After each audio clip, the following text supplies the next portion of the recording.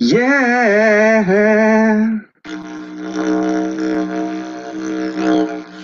I'm a fact finder and I'll remind you, believe when I say I researched this all day, but we are two-sided pod. You need to rebut all I say with all of your ragings. Tell me why I've got red hair and ginger pubes. Tell me why you bitch and moan, it's all you do. Now it's time to get drunk and go on stereo. That's the two-sided way.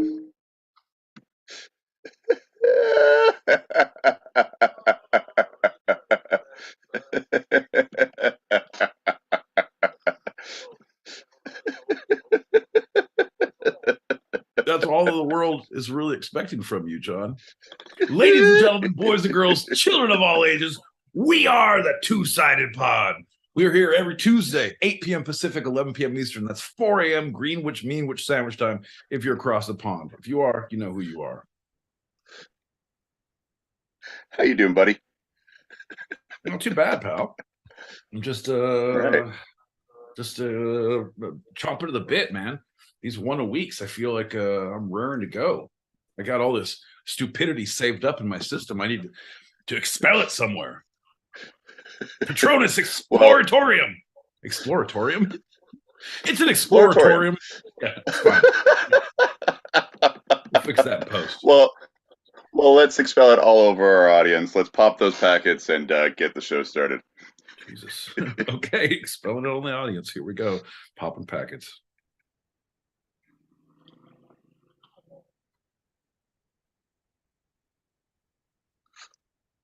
Oh, just the way he wants it. Well, shit, he gets it.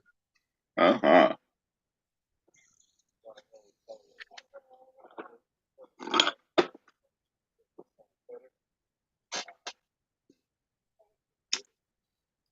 Bro, the mics sound good. Both of them. Like both cuts sounded good. Yeah. Yeah.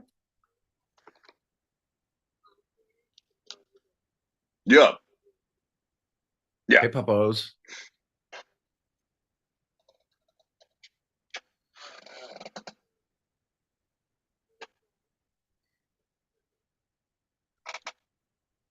Yeah, Faith.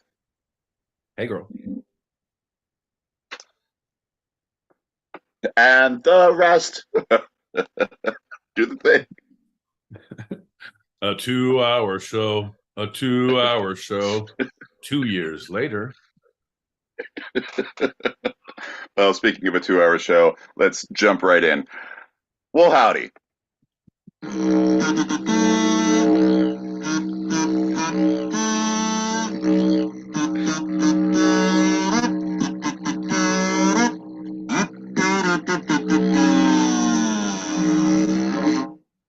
I wish you'd take some of that fucking show money and record that again. You got a goddamn studio fucking endowment, and somehow you're not doing the theme music. Jesus, John. I'm John L. Peacock out in Brooklyn, New York.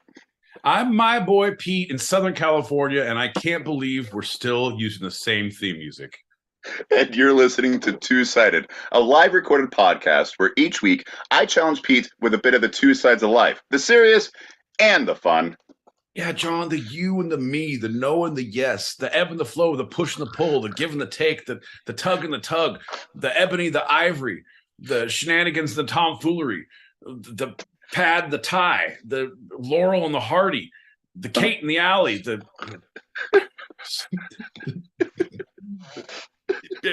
I'm so upset I can't even make rhymes anymore, John. No. Well, you seem a little worked up, so let's start as we usually do with a general check-in. My boy Pete, how you feeling? In 3 words, my boy Pete, how you feeling? I only get 3, huh? Okay. Sick of Peacock. I had a big old tirade going like, all right, I can shorten that to 3. I can put that in. Give me 2. My boy Pete wept. What else you got? Oh, you want 1? Shit. Is that with an exclamation mark or just a period? It's an ellipses. It's It just trails off into nothing. Shit. The font actually gets smaller. Yeah. If you can read the bottom line of this shit, you don't need glasses. Shit. Pop that packet. Let's keep going.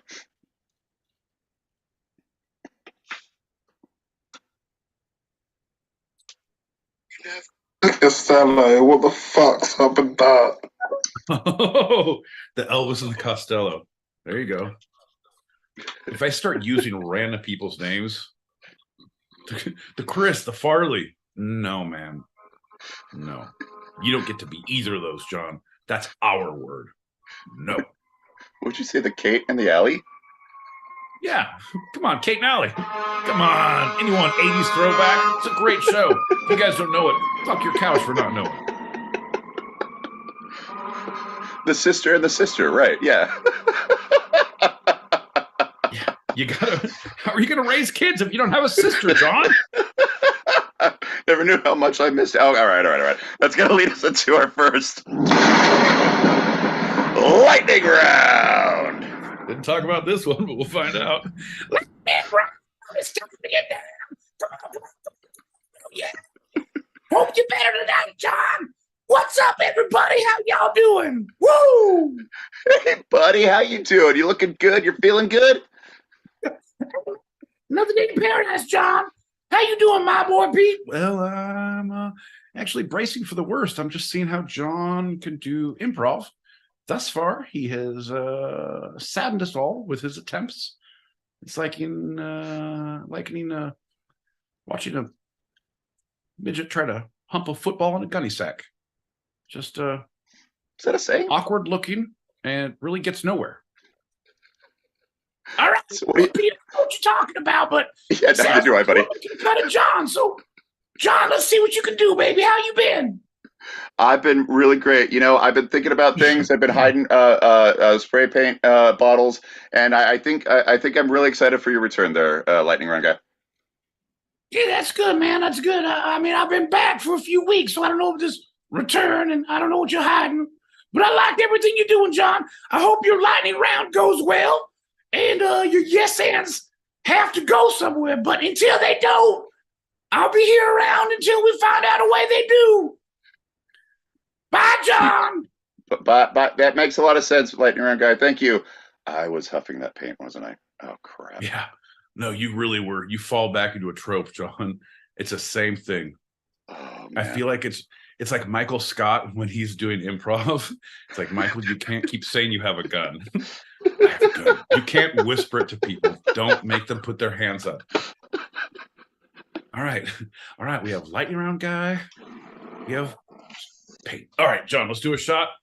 Get into some lightning questions. Cheers. Pink, pink. Cheers, everybody. Hey, you're welcome for listening. Oh, yeah. And anybody knows that the first lightning round of the episode is always a standard Q&A. My boy Pete, are you ready for the questions? Yes, sir. I'm ready. Let's do it. All right. First question, my boy Pete. What is the best state of the South? Well, denial. Oh, a lot okay. of people say confusion. I say that's overrated. Once you get through the initial awe, shock, and horror, then you have no plausible deniability. State of denial. Final answer. All right. Well, I'm gonna say there's nothing happening outside my apartment building right now. Let's move on. The second question, my boy Pete. What is the best state of the North? Oh, that would be a state of grace. Lord of mercy, I'm getting the vapors. State of grace.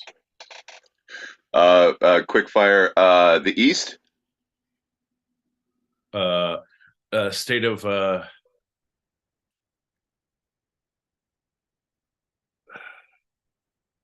sorrow. Yeah. And Sorrow. the West.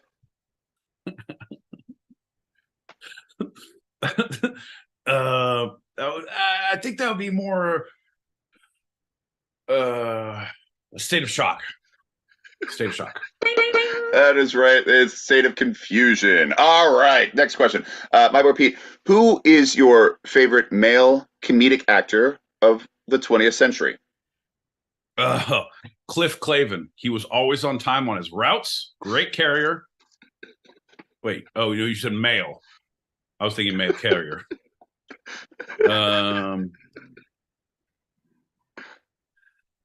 I would have to say, I think my favorite would be Robin Williams. Probably my favorite would be Robin Williams. Yeah. A final question. My boy Pete, who is your favorite female comedic actor of the 20th century? It's a trick question, John. Women aren't funny. Wait, no. All right, John Belushi. So bad. Okay, I would say I like a lot of the new ones. One of my favorites recently is Taylor Tomlinson, and she's only been around for like 4 or 5 years. Well, but she's more of a stand-up than a comedic actor, right? Oh, comedic actor. If we're going comedic, are we saying comedic actor? You said comedic actor. Yeah, both times. Oh, yeah. No, I don't listen to you. You're like a child screaming at the fucking checkout line, grabbing candy and magazines. I don't hear you. I don't fucking hear a word you're saying. She is great, though. I don't want to downplay that. She is great, though. What's that, John? Shut that fucking kid up! Everyone's screaming. What? I'm sorry. Oh, shit. Is he lighting shit on fire again? Oh, gingers be gingers. Comedic actor. I'm going to go back. Comedic actor, I would go...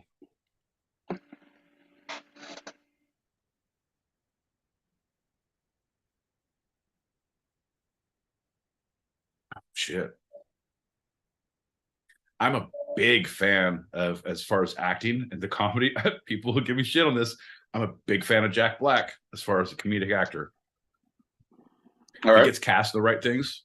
But I haven't seen him cast in the wrong things. Yeah. He always makes it his own. Comedic female actors, I would say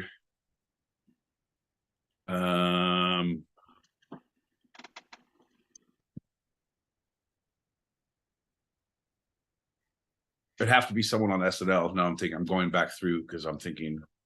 Remember 20th century, so we're going a little vintage with it. Right.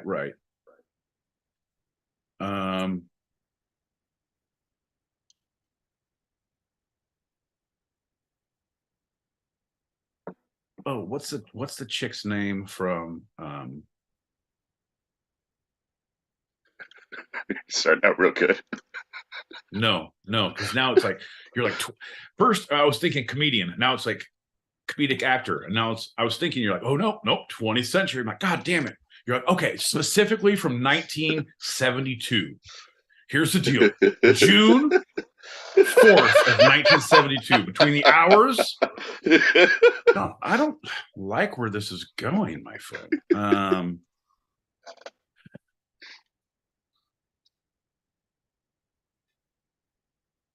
Jane Curtin. No, she's great, but no, I would say famous.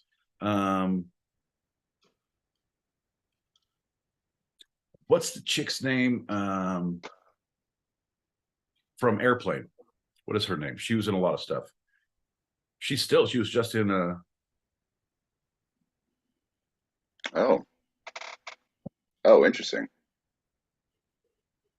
What is her name? Yeah, I thought you just randomly default to Lucille Ball because we talked about her some weeks ago, but no, that's a pretty good. Julie Haggerty. Pretty good, man. All right. And she was in a lot of stuff. She's still continuing to act. She was just in a movie last year. What was it? She was the mother of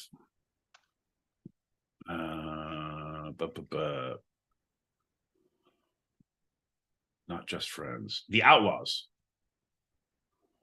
Pierce Brosnan, Adam Devine, Ellen Barkin, Laura Marcus. Okay. We were doing really good on this until that last question. We just kind of we ellipsed off. You did it yourself, man. If you don't want to fucking go down this road, don't correct me when I stop listening to you. It was a simple question. It had all the information. Is there any simple question? Well, now you're adding qualifiers. Is there a fucking simple question around this place? Can I get a little order in the court? Jesus. You're correct, my boy Pete. Let's move on. Pop those back and let's get to our first segment. Holy shit. Are you as confused as I am? Mufasa. Okay, so you say female because with Williams, ding ding ding, top answer. I would have also accepted George Carlin, but that's not the thing.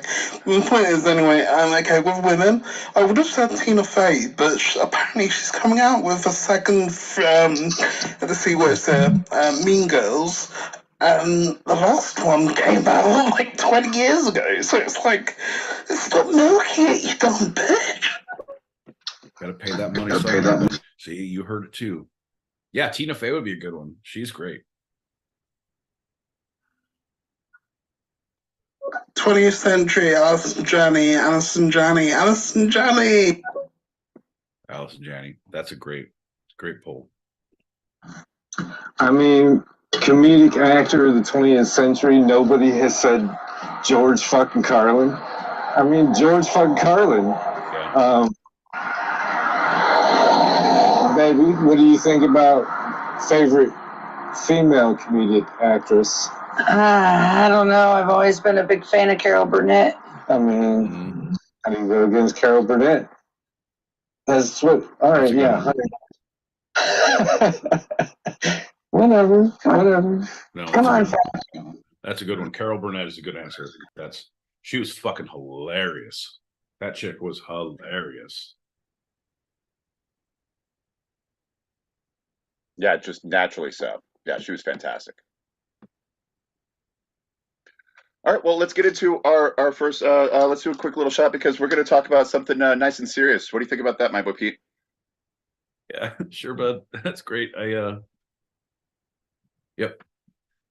I have 6 days to do a production meeting every single time this happens, and I write things down. I'm like, all right. Shit, it's Tuesday night. Fuck, John's going to do the same shit again, isn't he? Yes, he is. All right, everybody, raise your glasses, lower your expectations. Here we go. Bing, bing, bing. Cheers. But each time I'm a little more prepared for the same stuff I'm doing. You don't want you more prepared. Part of it is stop doing the same thing you've been doing. Right, no, but I'm really tightening the screws. I'm really bulking it up. Stop. Yep, I got it. I hear what you're saying, and I'm doing more research. All right, kids, get out your notepads. John's going to fucking learn us some lessons tonight. Well, we got the one, so let's do the one, then no more for this segment.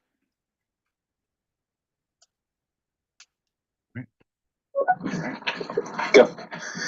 I really also like Anna Faris and Robin Williams, so I mean, I guess I'm one of those confused comedian lovers or something. Yeah. Anna Faris is great. She plays good in all the teen movies of the big-eyed, I don't know. Well, that's a great way to round out that really weird lightning round, because we're going to now talk about the Southern strategy. What are you doing with your life, John?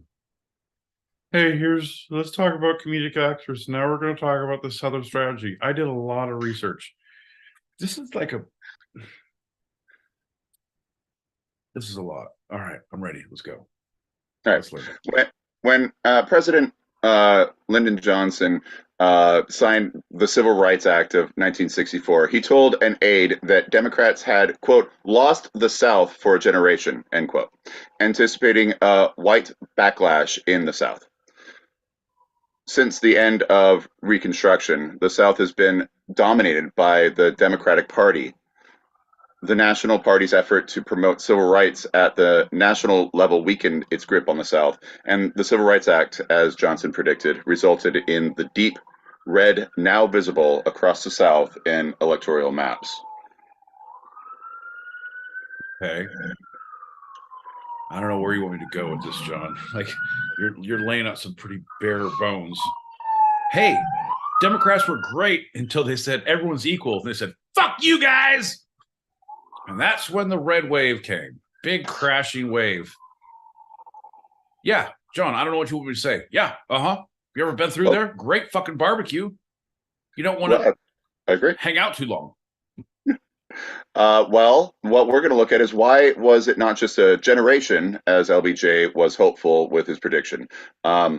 So most Americans have heard the story of the, quote, Southern strategy. The Republican Party, in the wake of the Civil Rights Movement, decided to court Southern white voters by capitalizing on their racial fears. Presidential candidate Barry Goldwater first wielded this strategy in 1964, was unsuccessful, and then Richard Nixon perfected it in 1968 and 72, turning the solidly Democratic South into a bastion of republicanism. Well, that's how everything is now, man. If you play on people's fears, like that's how TV shows are given, newscasts, you sell magazines at the fucking checkout stand. Politics, people are voting this way because of fear. If you get someone scared enough, they're going to do anything. Yeah. Which is why I don't think I'm doing it right. Like, I am not putting the fear into you because you are not conforming. You are continuing to be your own fucking entity out there, your own black hole, sucking in all matter, crushing it to a singularity, unrecognizable to the rest of the human race. It's some bullshit is what we are dealing with. You do listen. You really do listen, despite yourself. You don't think I do? John, I'm like a sponge. I dream about this shit. He fucking forcibly put information in my head that I do not want there. I got other shit to deal with, John. I'm thinking about taxes. I'm thinking about what am I going to do about property tax this year? What the fuck? And John's all of a sudden, I have gravitational pulls in my head from John's fucking supernova bullshit. Ugh. I weep for the future.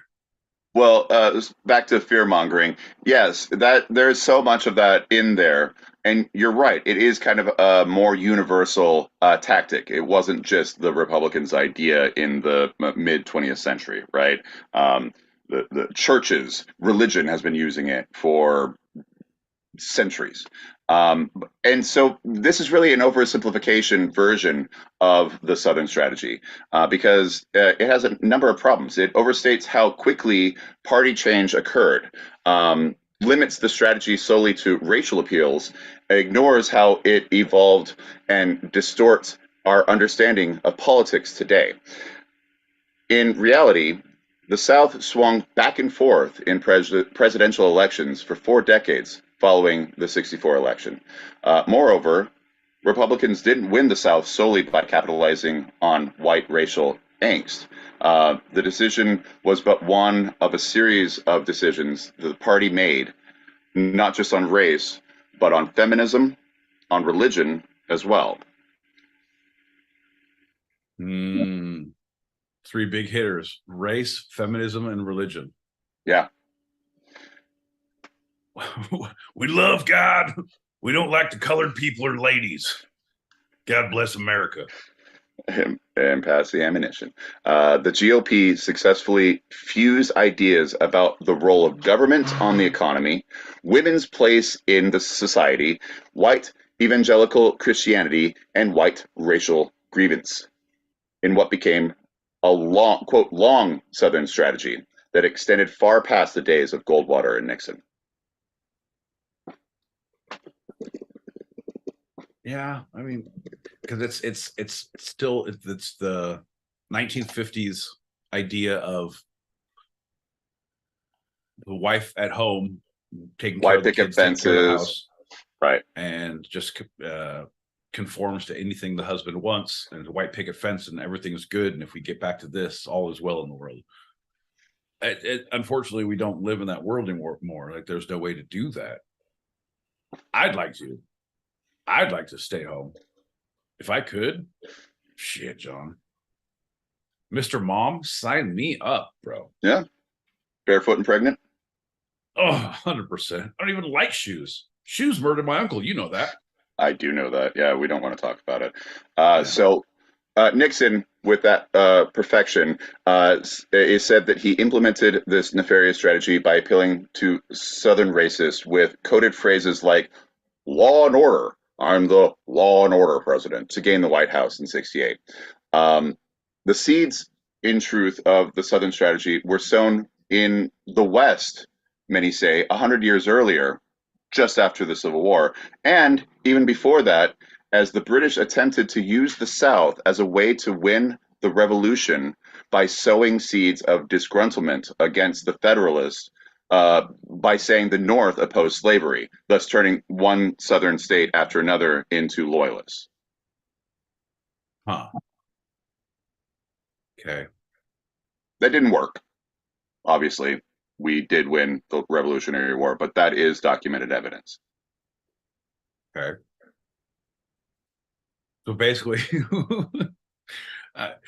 you're like, fucking, this whole thing took the 70s? No. It took place well before then, and even way before then.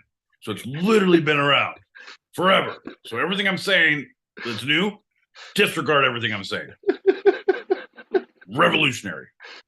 Anyway, back to my first topic. Back to the 20th century. Since the Republicans were the party of Abraham Lincoln, the South was stuck with the more liberal Democratic Party since the end of the Civil War.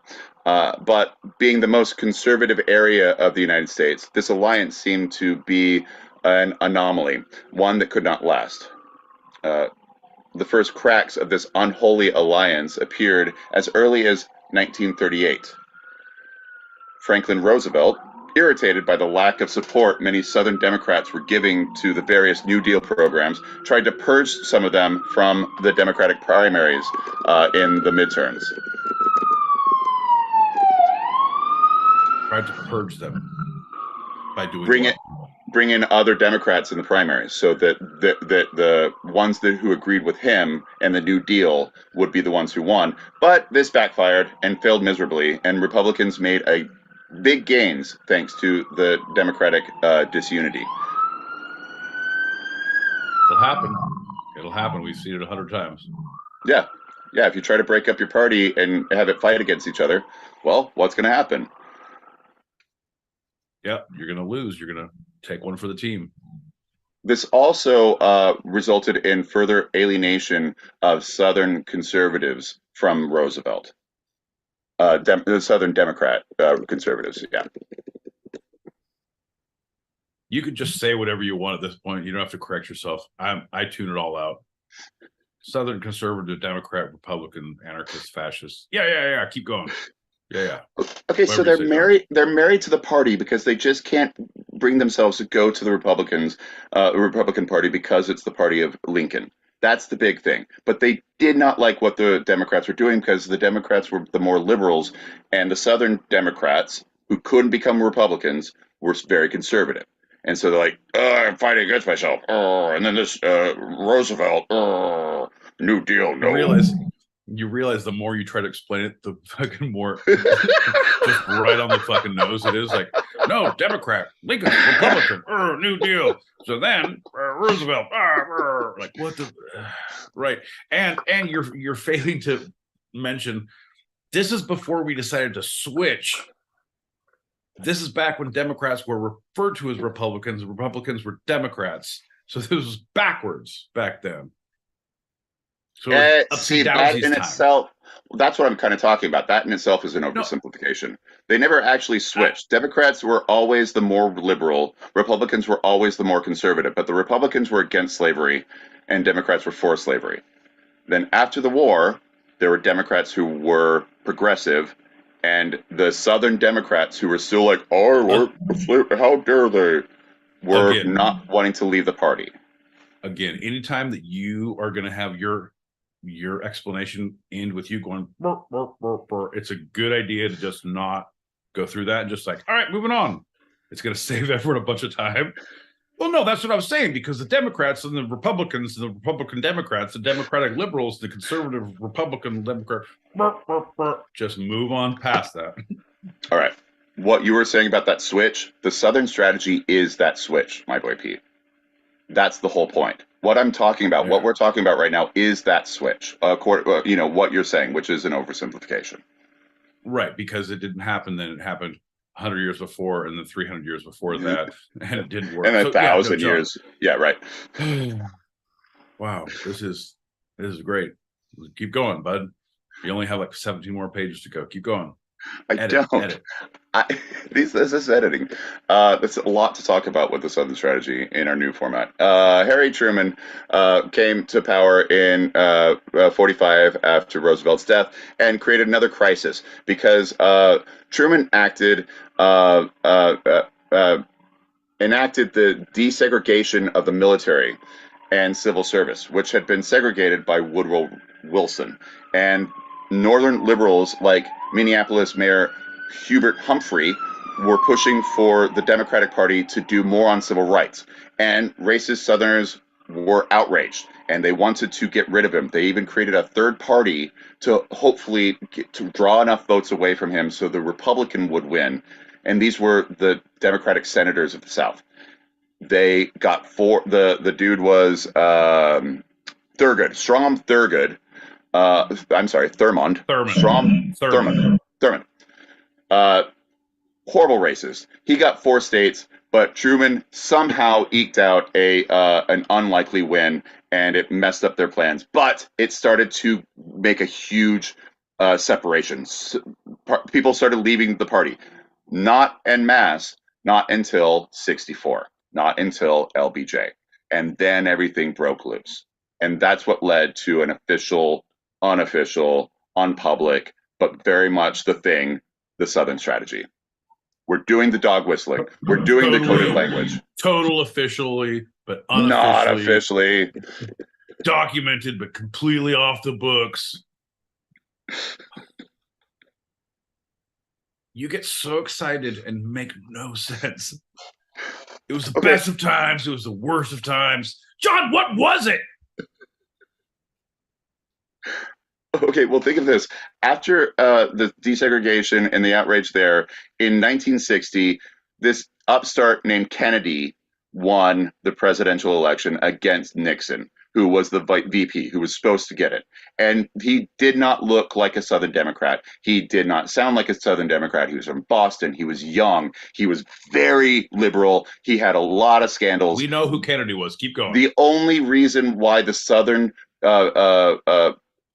electoral votes went towards him is because of his VP, LBJ, who was from the South, looked like the South, sounded like the South, and they thought, for all intents and purposes, was the South, including the racism. And then that guy was the one who signed the Civil Rights Act. It was the final betrayal. People left in droves. They were pissed. They were outraged publicly many times for the first time. This was a huge deal. And that's what gave the Republicans were like, we can snatch that up because they're talking our language. We just have to talk their language now. Feels like the first time. Feels like the very first time.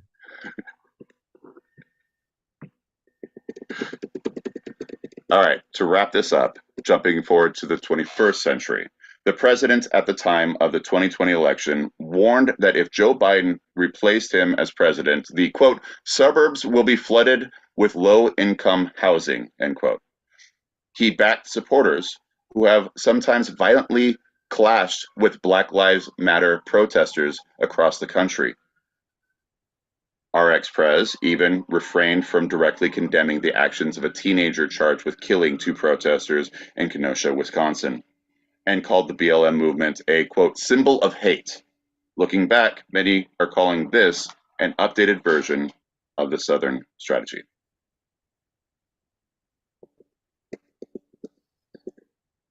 Yes, yeah, I don't even know how to disagree with you anymore. I want to, but I don't know how to do it without making you holler off some dates at me. Like, I don't want that. So I feel like it's best to just nod. Say, yep, that's some shit. Yeah. See, I feel I edited this one. This is something I've been wanting to do for a long time, and I really compacted it. And maybe I should have given you the long version. Maybe I should have given you the Snyder version, the director's cut, because you wanted the short, but now seeing the short, it's like, there's a whole lot we're not seeing. That's the thing about the Southern strategy. It is so much oversimplified and glossed over and looked at it in one little era, but Right. it is such a long-standing part of America, really, ultimately. Right. Yeah. No, it's I just I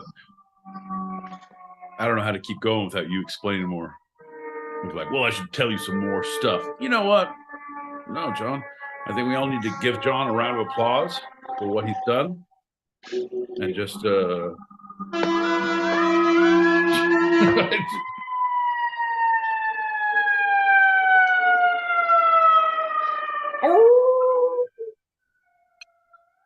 don't know what's happening in my neighborhood right now. Holy crap. Let's do a shot and get out of here. Oh, no, wait. Well, let's do a shot. Let's do half of that. Here you go, bud. Here you go. Cheers. Cheers. Thanks for sticking with me.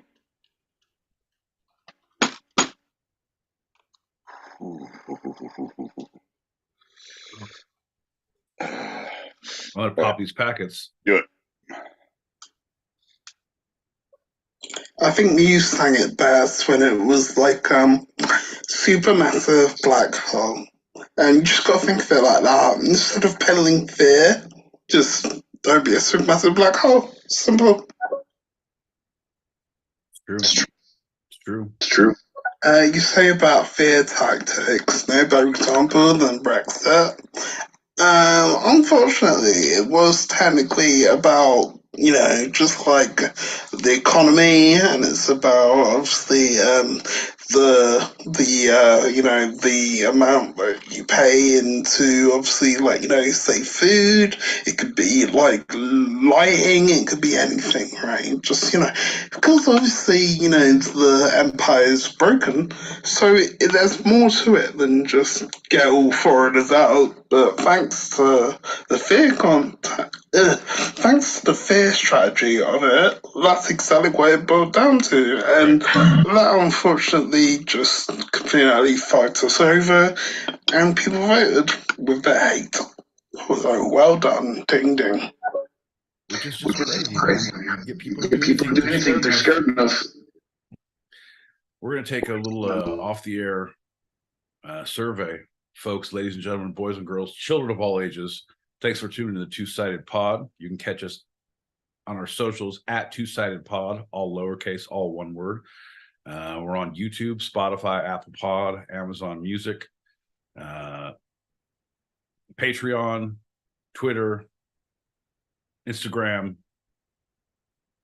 possibly TikTok. I don't know if that's coming, but I'm just saying, we have an email, twosidedpod@gmail.com. That's TWO-sidedpod@gmail.com. Please send in an email now and tell me how I can instill fear in John to make the results come about, the ones that I wish so wholeheartedly every day for. Just for the record, the moment you hear sirens, actually a lot better than a smoke detector. I'm just going to say it. Because with sirens, it's like there's an emergency and it's being attended to. With a smoke detector, there's an emergency over your head and you don't give a fuck. So, I mean, lesser of two evils, let's be honest. When the hostages start screaming, it's so much better when they stop. That is an emergency I am not attending to. Did you just say you had a president called LBJ? When the fuck did LeBron James become president? Not my president. I didn't vote for him. I'm Kobe all the way. Black Mamba 2024. I love it how my boy Pete just barks at John L. Peacock and says, "We all know who Kennedy is." It was like, maybe some of us don't. Some of us aren't born in fucking America. Get it right? Yeah, I'll defend you, John. I'll defend you always. All right. You know what? I'm with that. And if you're going to do it, then we're going to make John, instead of like, we all know who, like, well, I say we all know who he's like, Kennedy comes with this. Say, John F. Kennedy, born here, this and this. Give a little, and don't put it in such a box that, he was only elected because of LBJ. What about his dad, John? What about the mob? What about Marilyn Monroe? What about the Bay of Pigs, John? Tell me Dealey Plaza doesn't come into play about this shit. All right, one more. I mean, if I could be any fucking Marvel character, I mean, go with Iron Man. I mean, he's got that money coming in. He's got multiple nice houses. I mean, he's Iron Man. That's good true. Point. He's just living life. He's one of us. I got the superhero I can just put on real quick. I might have to say also maybe Deadpool, because that dude's funny. Is that Marvel though? I don't know if that's Marvel or DC. Deadpool's funny. I don't know my damn characters, but Deadpool, and I have to agree with him, Iron Man. I probably would have picked Deadpool, And that's, John didn't know, Hostile Soldier came in on the YouTubes and asked same topic. If you could be any Marvel character, who would you be? ? Exclamation point. Which is a good topic. He always likes to bring that up. It's always a hot point of contention across the Marvel heads. All right, that's all of them, John. Are you gonna answer it, or should we move on? No, John. I don't believe in answering questions from hostile soldiers. Another one. Holy crap! I got thrown off by the sirens, John. It's like there's another lightning round coming on. Lightning round! It's time to get down. Come on! Yeah. What up, lightning round guy? How you doing? What's up, John? I don't know if it works, but I'm trying a little Doppler effect every once in a while. How's that going for you, baby? I'm digging it, man. I'm digging it. I like the physics you're putting into it. It's a lot of hard work to dream, baby. A lot of hard work to dream. Right on, brother. You keep dreaming. All right, man. Well, it sounds like you're out of questions, so I'm going to go back. Be in there if you need me. I'm going to get the green room set up. Y'all take it easy. Hey, don't forget the lady fingers. Thank you. Yeah. He said lady fingers. Bug. All right. Well, this lightning round segment is one of your favorites and mine. That's right. It's commercials. We're going to talk about the sponsors that Two Sided Pod would like to thank for season 2, for the new season. Yeah, well, we wouldn't be able to do it without the sponsors, the people who are really putting us on the map and giving us the means to do the shit show that you see before your eyes every Tuesday, 8 p.m. Pacific, 11 p.m. Eastern. That's 4 a.m. Wednesdays, Greenwich Mean Sandwich time, if you're across the pond. That's right. And our first season had plenty wonderful sponsors. You see with their music, with their logos that we've created, that they've created for us. But now our new sponsors for season 2. First, we'd like to thank the Jerky Boys. Oh yeah, no, the Jerky Boys. They've been sending samples. I believe I have our copy around here somewhere. Oh, here it is. Jerky Boys. Hey, folks, have you ever been driving cross country and had that hankering for some raw meat that's not so raw because it's been salted and smoked? Well, you're in for a treat. Come to the Jerky Boys. Stop along Highway 12, 121, and 482 for all your salted meat treats. Jerky Boys, bringing you the meats to raise your blood pressure. Thanks, Cherokee Boys. Next, we'd really like to thank our next sponsor for season 2, the Crankacres. What are we doing here, man? Yeah, what are we doing? Crankacres. Folks, when that Thai massage just won't cut it for you, come across the street in the parking lot to Crank Yankers. We'll flip you over and finish you off. Crank Yankers. You know, and we're really honored. We didn't even think that we'd get such a big fish, but Baba Booey as our next sponsor. But thank you, Baba Booey. Jesus Christ, John, do you even understand how this works? You're just like, Jesus Christ, Napoleon, Hardcastle and McCormick, Doogie Howser, MD. The fuck are you doing?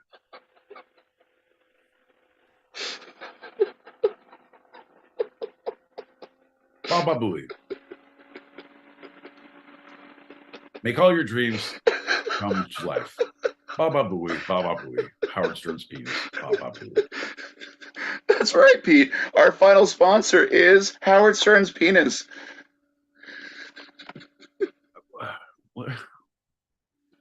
John, what do you... I'm going to pop some packets, bud. Here we go.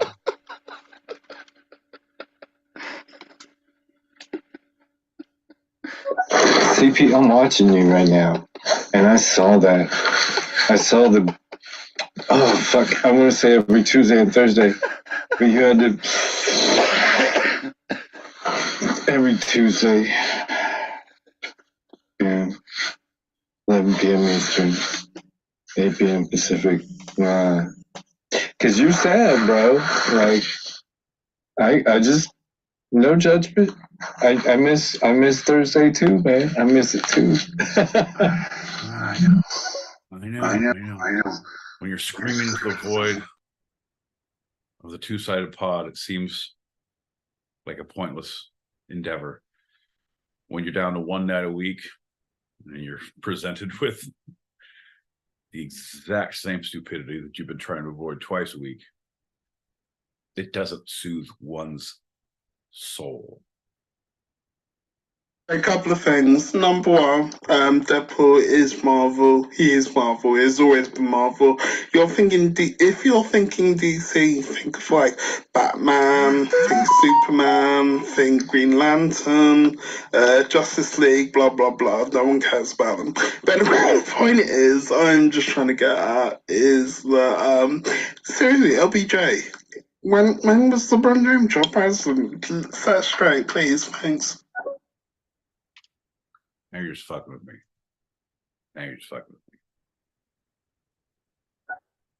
Cankers. Does Deshaun Watson know about that? Do they deliver? I swear to God. Okay, I'm a bit dyslexic and maybe I'm a bit self-centered, but now I'm reading it, it says Madeline Kahn, not Madeline McCann, who is completely different. Madeline Kahn, that's it, Kahn. No, fucking American. She's great. She was in Young Frankenstein. Tuned in right on time, man. What happened to the Thursday night? I don't know, but I guess shit, let's take a drink. R.I.P. to the Thursday night. Right. Pour one out. Oh my God! I've been playing Fork Knife and I got lost in the sauce. How you doing, fellas? Hey. Pete, I am 100% jelly that you got to sit in the audience of a live Price is Right traveling show. I know none of y'all got called up, but still, fucking amazing. Chad, I love you. You're the best. How's everybody doing? How you doing? Yeah, MFA, it was pretty awesome. There was 10 of us, and we all had the same shirts on, and they were pictures of my buddy's grandma, and his grandma was with us. So she was there. It was very meta. She was wearing a shirt with her own face on it, but we were grandma's little meatballs because it was like a spaghetti shirt with grandma's little face. It was great. It was fucking great. Last one. Let's take a shot. New thought. Why don't we do like just random green rooms? Just like you guys get together and go, I got an hour and a half. What do you got? And maybe just crowd surf. See where your audience is. Like, when we get to the 2 hour thing, you guys are like, I don't know, somehow it gets later. It used to be 8 o'clock, now it's 9 o'clock. I'm so confused. And a lot of times, today included, I busted my ass, but I'm here for the long haul. I'm going to be here for the goddamn green room, okay?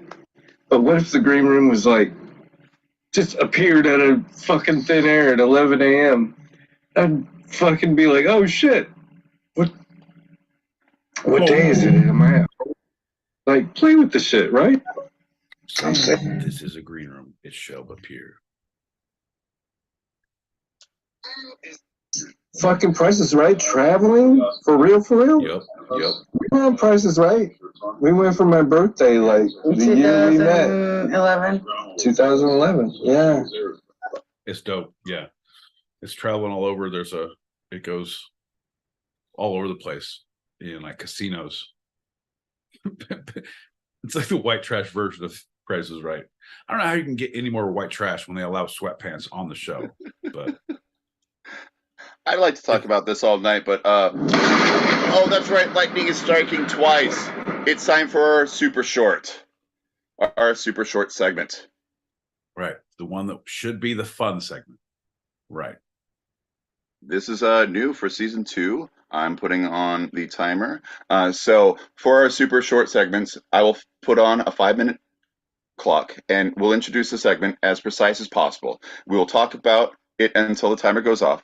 We will get to put a button on it after the alarm sounds. This is not a pencils down SATs. My boy Pete, are you ready? I'm ready, John. I'm ready. Quote, I don't think about gas. I'm 64. I raise my children. I just drive. All right. In the 12 years since Radinir Sharma bought his taxi in 2011, he has driven more than 550,000 miles, enough to circle the Earth 22 times at the equator. The only one other car taxi is that old that still carries passengers in New York, which sat unsold on a dealer's lot in the Bronx until Harun Abdullah found it in 2013 and has racked up a mere 491,000 miles. The agency, the Taxi and Limousine Commission, says that neither car should be on the road. The reason? Both cabs are long past the 7-year retirement age for taxis. So, a spokesperson for the agency said that the 2 Crown Victorias were, quote, the last of their kind, but they needed to go. As it was with the Model Ts, Checkers, and Caprice before them, their final act of safety must be a well-earned retirement, end quote, said the spokesman, Jason Kirsten. The Crown Victorias are old-school sedans with thirsty engines. Federal rankings show that the 2011 Crown Victoria averaged 16 miles per gallon in city, and Abdullah said he got 15 to 16 in the city and 17 to 18 per gallon in the highway. Sharma said he did not do such calculations. Sharma said he had driven almost 2 million miles since he became a cab driver in the 1980s. Quote, it's a lot of mileage, he said. If they let me drive, I'll drive. If not, I did 35 years.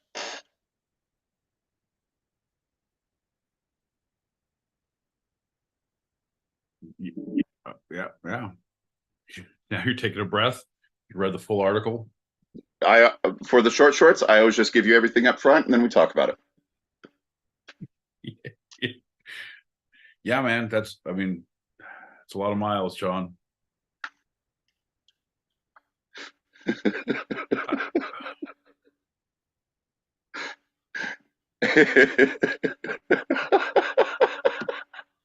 You got to give me something here, bud. You're just making my job so difficult today. You're just making it so difficult. Well, for those watching live on our YouTube, this is one of the Crown Victorias that is 12 years old after the 7-year age restriction that they extended a little bit because of the pandemic, but now both of them are facing charges in the taxi court. They are trying to saying that if they can't keep these cabs, they can't afford new ones, they can't get passengers, they can't have their jobs. Both of them have to retire. One says he's all right with it. The other one's like fighting it to the tooth and nail. But these are the sweet old cabs. These are the ones that when you see in the movies from the 90s, from even the 80s, these are the ones, and they're not around anymore. The new cabs are just different. Yeah, those aren't 80s cabs. Those are definite 90s, late 90s, 2000s. But when they come through, that's a Jesus. There you go. There you go. He looks. You got a minute left, buddy. Yeah, great. No, do we, John? Holy shit! Looks like Klinger from MASH driving the cab. It does look like Klinger. You're focusing on the picture a little too much. This is a radio show. Remember that most people are just listening to us. No, it's not a radio show because everyone who's anyone knows to click the link above our heads, and that's why they see your face and they're so shocked and appalled. Sean, I just yeah, man. Retire them or don't retire them. New York's fucked anyway. It doesn't really matter what you're gonna do. 2 cabs are not gonna ruin New York. It's already gone. Let the guys have their cabs. Or not. Or not. Come on, man. Like, take a side, really. Like I say, let the guys. If it's 2 of them, it's only 2 of them. Let them have their cabs. What's it gonna do? It's literally what it's gonna do. Yeah, or have a buyback program. They still keep their medallions. They just have to get another car, right? Right, but both of them are saying they can't afford a car if they have it revoked right now. They're going into court in December. Oh, that's the timer. That's the end of it. You have a button to put on it? I think the button is we all need to learn from our past mistakes and focus on the future. Be that cars, be that show, programming, whatever it may be. But let's all learn from our mistakes and move forward in a toxic-free manner. Well, let's have a shot, do our final segment, and get out of here, huh? Here we go, John. Cheers, my friend. Cheers. Pink, pink, pink.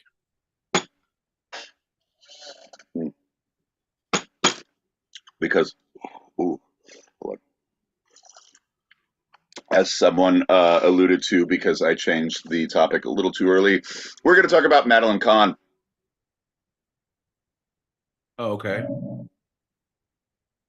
He's great. Fantastic. Best known for her Oscar-nominated roles in the smash hits Paper Moon and Blazing Saddles, Madeline Kahn was one of the most popular comedians of her time and one of the least understood. In private, she was as reserved and refined as her characters were bold and bawdy. Almost a method actor in her approach, she took her work seriously. When crew members and audiences laughed, she asked why, as if they were laughing at her. And all her life, like that's a big thing. Why Are You Laughing is a biography of hers. That's because that's something she said so often.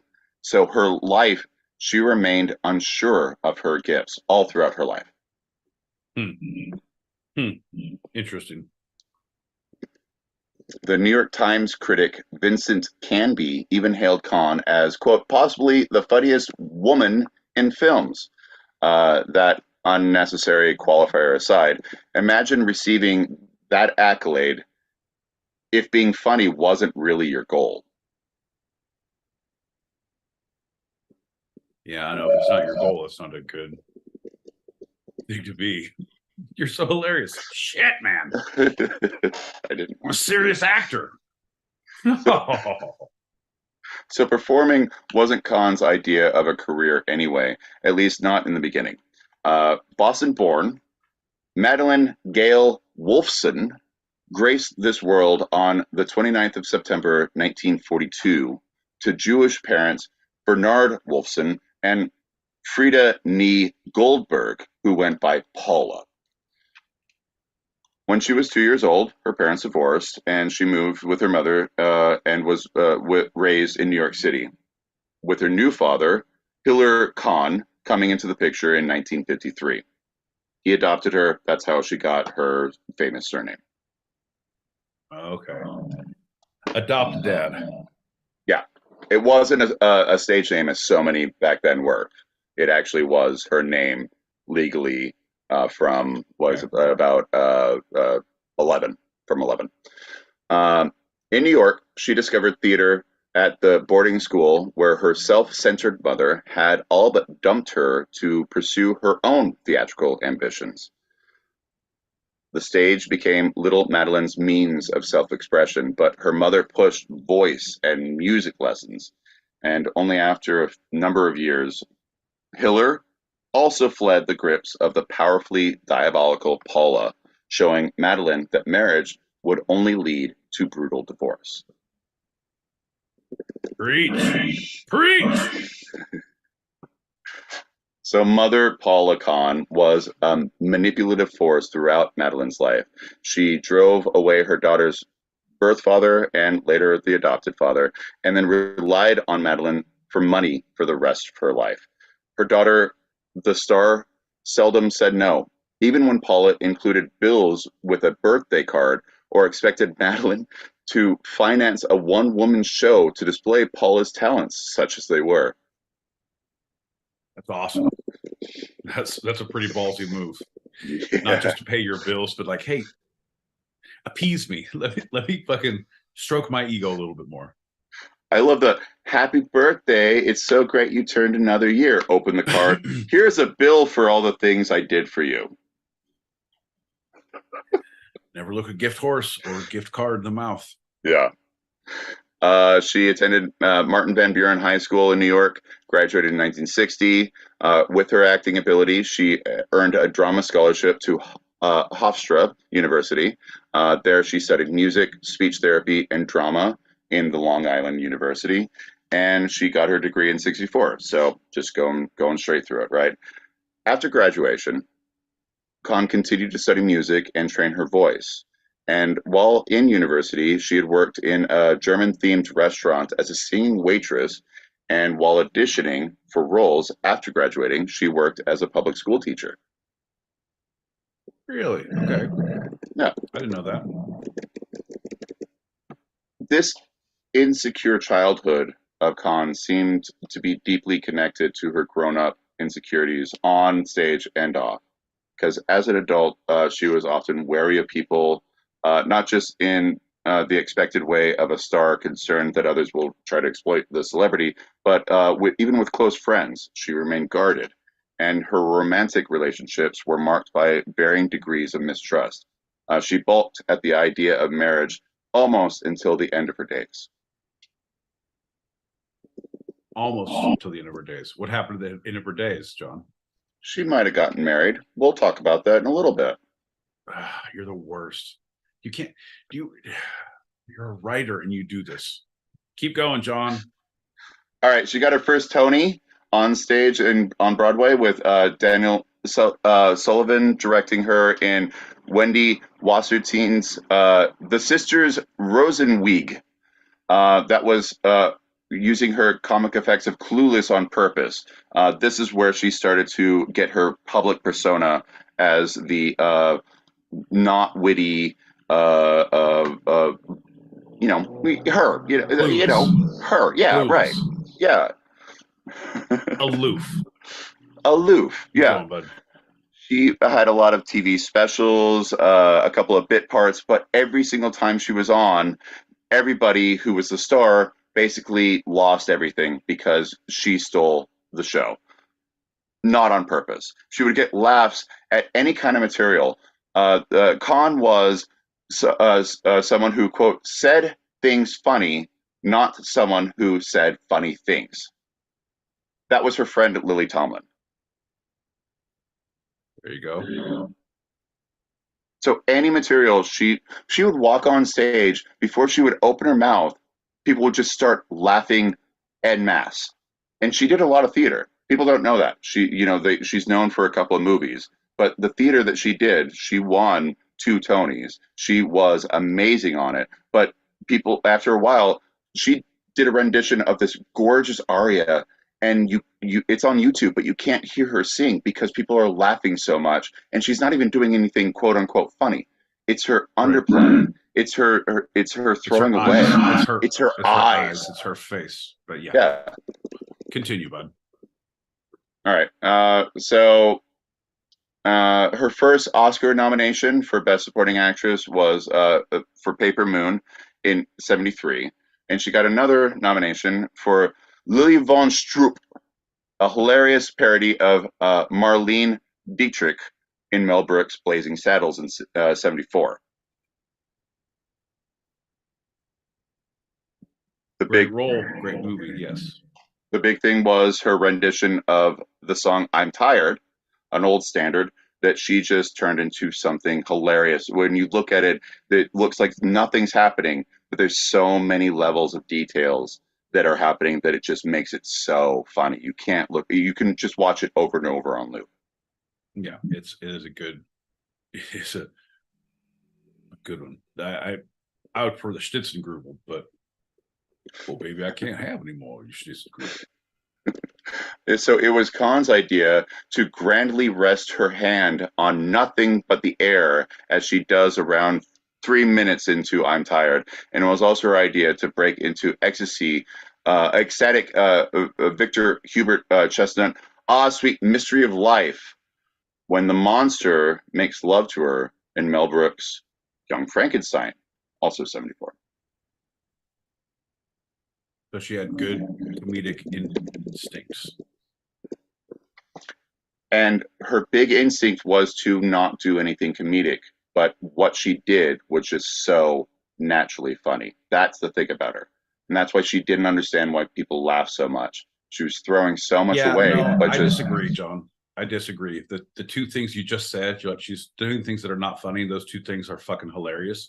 So you're trying to make a point, but your 2 points that you're standing on don't hold any weight. So no, I agree. Like, yeah, she was unsure. She was unsure of her delivery. Why is that funny? I don't understand.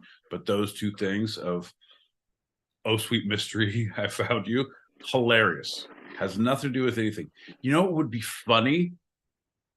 She didn't say, you know what would be serious? When Frankenstein's monster is making love to me, if I just start singing, because that's serious. You're an idiot. Come on, John. Think about the words you're saying before you say them. Well, she was trained as a singer, so it just kind of naturally came to her. It wasn't a big stretch, right? All right. No, She did 100%. come into some considerable grief when she did On the 20th Century on Broadway in '78, leaving that big musical not long after it opened amidst a storm of rumors and counter rumors.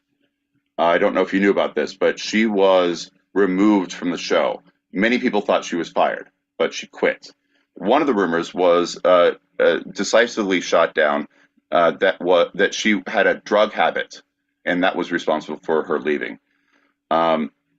Instead, it was that she was unhappy in her personal life and also worried that singing that very difficult score 8 days a week might ruin her voice.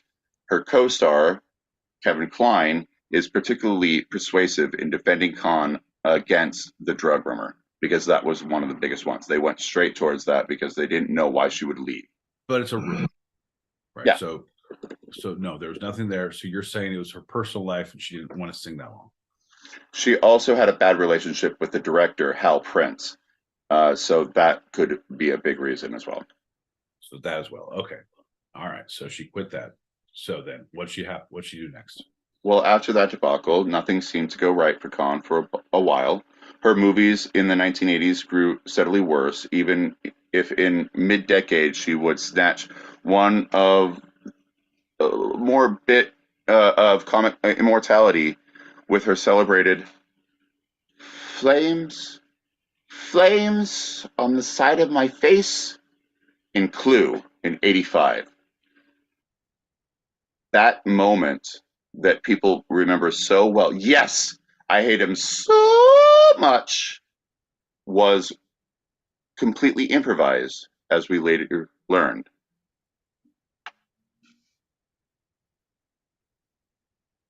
Cool. What are you doing tonight, John? I love you, man, but Jesus. Come on, you know the clue moment.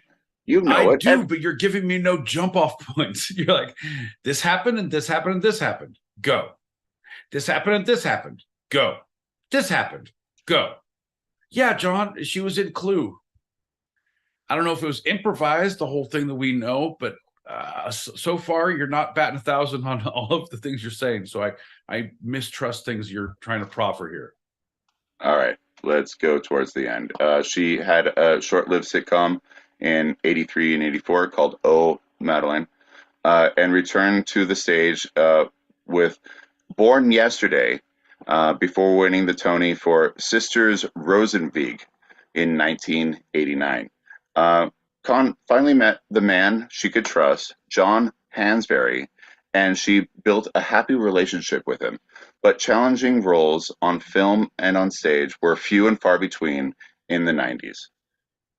In 96, Kahn began a 3-year stint on the television show Cosby, playing Felicia Rashad's best friend. But it didn't help her spirits when her mother Paula, who had often done embarrassing one-woman shows during Kahn's 1970s heyday, would randomly sue her and try to get even more upkeep money. That'll happen. That'll happen.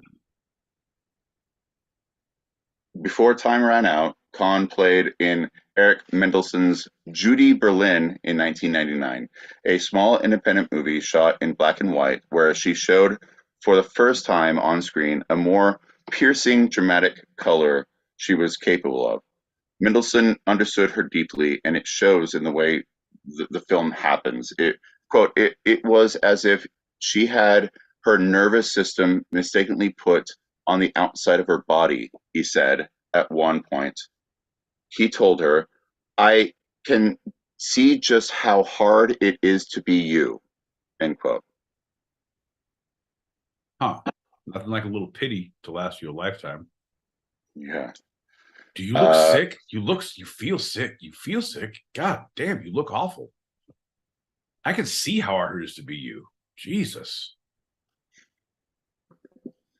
So knowing it was about over, Kahn finally bit the bullet and married John Hansberry, October of 99.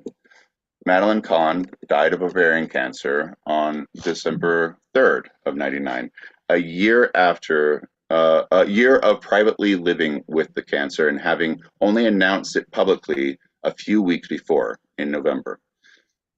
It was obviously an occasion for much public grief. The world got a little less funny right at the end of the 20th century. There you go. Madeline Kahn for you, huh? Final quote.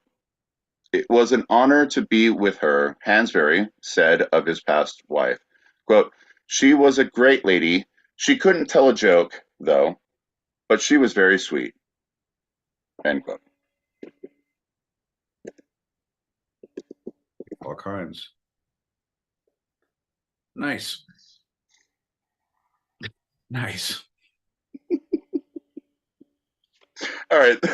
The sources for this episode of Two-Sided have been the first segment, the Othering and Belonging Institute, the Washington Post, the New Republic, MountVernon.org, and The Guardian. Second segment, upress.state.ms.u, the San Diego Union Tribune, the Jewish Women's Archive, RogerEbert.com, sunsigns.org, and the biography base, and the super short segment, the New York Times. I didn't do any research at all this term. I said, to hell with it. And I said, there's no point. John does it all. John has all the questions, all the answers, fucking knows what's going on here. So what's the point of me doing anything? Second segment, I also didn't do shit. I thought to myself, John has it in the bag. Look at John go. Like an old ginger. Long arms, pull his own string. He'll go all night long. Super short segment. I also use the New Yorker. Well, Pete, is there anything from this episode that you'd like to take a second glance at, a second look, a second thought, a second opinion? This is Pete's Retraction Corner.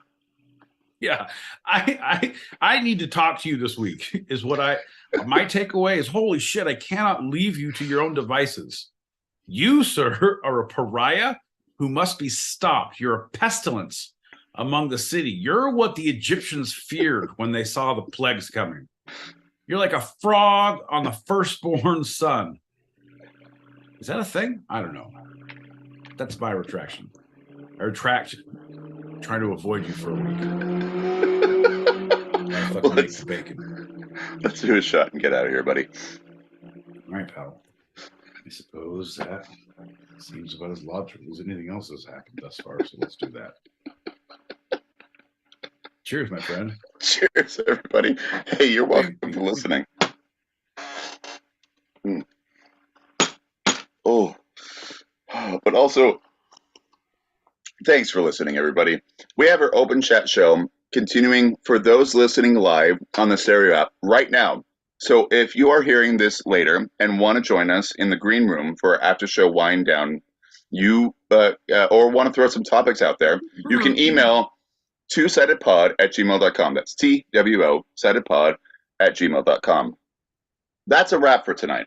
I'm John L. Peacock out in Brooklyn, New York. I'm my boy Pete in Southern California. And this was our show.